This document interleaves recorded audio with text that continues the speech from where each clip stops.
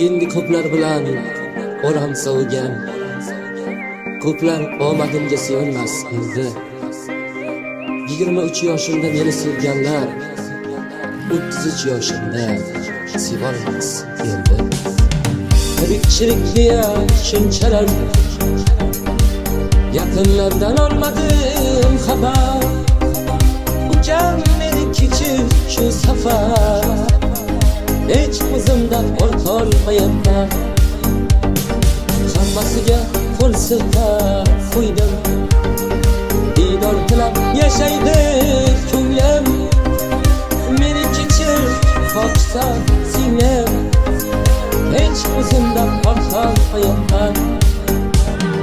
Bo'lalikda g'am hikmatli qadlarimni tashvishlaru dardlarni vaqtga yo'yinman. Bugun kelib onasizga dardlarimni aytmaydigan darajada ulg'ayibman.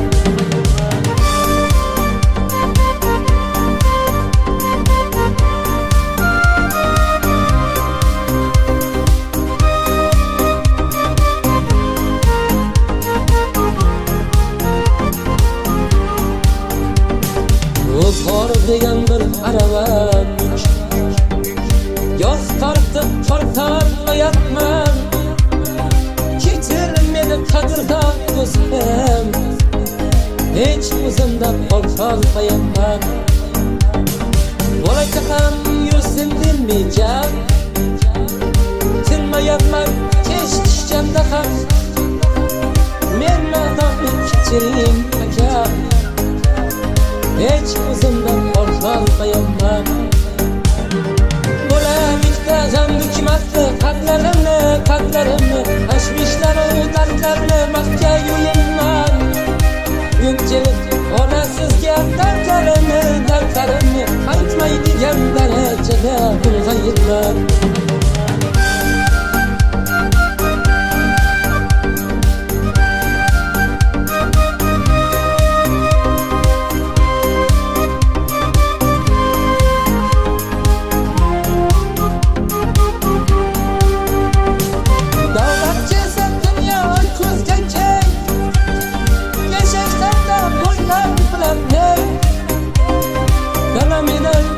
Ne desangiz deng, hech o'zimdan qo'rqolmayapman.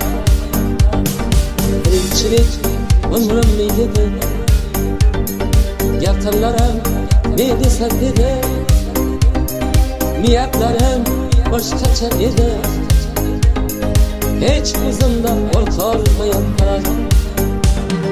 Bo'lalikda g'am hikmatli qadlarimni tashvishlaru dardlarni vaqtga yo'yinman. Bugun kelib onasizga dardlarimni aytmaydigan darajada ulg'ayibman.